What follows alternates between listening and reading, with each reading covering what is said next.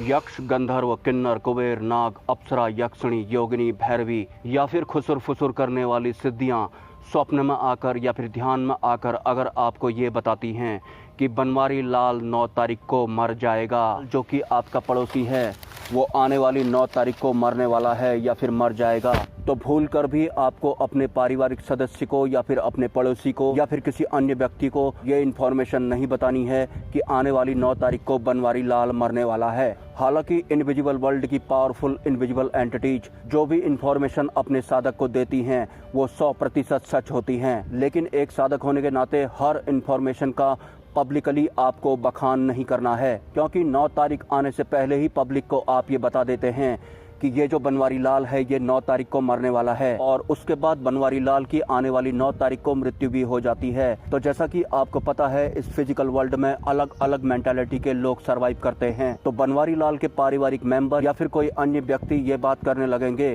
कि इसे कैसे पता लगा कि बनवारी लाल 9 तारीख को मरने वाला है, जरूर इसी ने कुछ किया होगा। और एक साधक होने के नाते इस फिजिकल वर्ल्ड में आपको वही समझ पाएगा जो सूक्ष्म जगत की व्यवस्थाओं से कनेक्टेड रहेगा। आपको भविष्य की इस घटना के बारे में साफ साफ पता है कि आने वाली 9 तारीख को बनवारी लाल नामक व्यक्ति की मृत्यु होने वाली है, क्योंकि सूक्ष्म जगत की शक्तियों ने आपको साफ साफ स्वप्न में या फिर ध्यान में वो दृश्य दिखाया है। क्योंकि जब हम मंत्र साधना करते हैं, ध्यान साधना करते हैं, नाम जप करते हैं, तो धीरे धीरे सूक्ष्म जगत की व्यवस्थाओं से हमारा कनेक्शन होने लगता है। तो सीधी सी बात है, हमारी दिव्य दृष्टि, हमारी कुंडलनी या फिर हमारी थर्ड आई एक्टिवेट होना शुरू हो जाती है। इसके साथ ही हमें सूक्ष्म जगत की शक्तियों के अप्रत्यक्ष रूप में या फिर प्रत्यक्ष रूप में दर्शन होना भी शुरू हो जाते हैं, और भविष्य की कुछ घटनाओं के बारे में भी पता लगने लगता है। इसका बिल्कुल भी मतलब ये नहीं है कि सूक्ष्म जगत की शक्तियों ने अगर आपको कोई इन्फॉर्मेशन दी है तो आपको उस इन्फॉर्मेशन को पब्लिक के बीच में एक्सप्लोर करना है।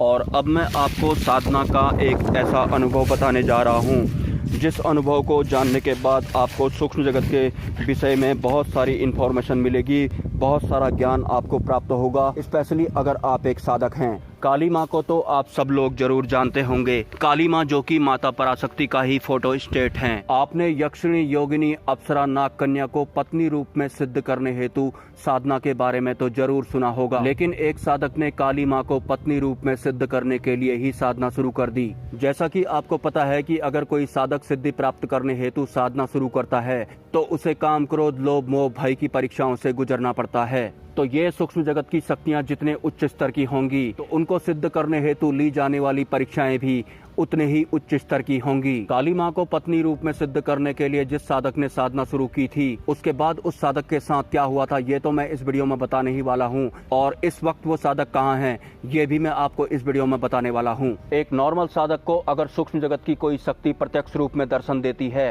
तो 1, 2, 3 या 4 सेकंड के लिए ही प्रत्यक्ष रूप में दर्शन देती है, या फिर मैं ये कहना चाहूँ सूक्ष्म संसार की शक्तियों को 4 सेकंड देखने के लायक ही ऊर्जा एक नॉर्मल साधक में होती है। 4 सेकंड तो मैंने बहुत ज्यादा बोल दिया, 2 या 2.5 सेकंड। तो जो साधक काली माँ को पत्नी रूप में सिद्ध करने के लिए साधना शुरू कर चुके थे वो कोई नए साधक नहीं थे। सूक्ष्म संसार की कम एनर्जी वाली सिद्धियां उनके पास पहले से ही मौजूद थी, लेकिन जब उन्होंने माता काली को पत्नी रूप में सिद्ध करने के लिए साधना शुरू की तो भय की परीक्षा के दौरान उन्हें माता काली का ऐसा रूप दिखाई पड़ा कि हृदयाघात होने की वजह से उनकी दिल की धड़कनें रुक गई और वो निष्प्राण हो गए। और आज भी वो साधक अपने एरिया के लोगों को 3 या 4 सेकंड के लिए कभी कभी दिखाई पड़ते हैं। मतलब अब वो एस्ट्रल बॉडी के साथ ही सरवाइव कर पा रहे हैं। और माता काली जो कि महाकाल की अर्धांगिनी है, तो महाकाल के पास कितनी एनर्जी होगी या फिर कितने उच्च स्तरीय साधक वो रहे होंगे, तो इन उच्च स्तरीय देव सत्ताओं के पास किस लेवल की एनर्जी होगी। अगर आपके पास महाकाल के बराबर एनर्जी है तो ही आप काली माँ को पत्नी रूप में सिद्ध करने हेतु साधना कर सकते हैं, अन्यथा आपके साथ भी वही होगा जो उस साधक के साथ हुआ था, जो आज भी अपने क्षेत्र के लोगों को 3 या 4 सेकंड के लिए कभी कभी दिखाई पड़ते हैं। वैसे भगवान शिव के बारे में आपको मैं एक सच बताऊं तो माता सिद्धिदात्री की उन्होंने एक ऐसी साधना की थी, उस साधना के पूर्ण होने के बाद वो तीनों लोगों के स्वामी बन गए थे। और भगवान शिव की उस साधना के बारे में मैं एक पार्टिकुलर वीडियो आने वाले फ्यूचर में बनाऊंगा। अगर आपके कोई सवाल हैं तो आप मुझे कमेंट कर सकते हैं, और अगर आप इस चैनल को सपोर्ट करना चाहते हैं तो इस वीडियो के कमेंट सेक्शन में आपको एक UPI ID मिल जाएगी, स्वेच्छा से आप सपोर्ट कर सकते हैं, कोई जबरदस्ती नहीं है। मिलते हैं नेक्स्ट वीडियो में। ब्रह्मा, विष्णु, महेश, जय मां पराशक्ति।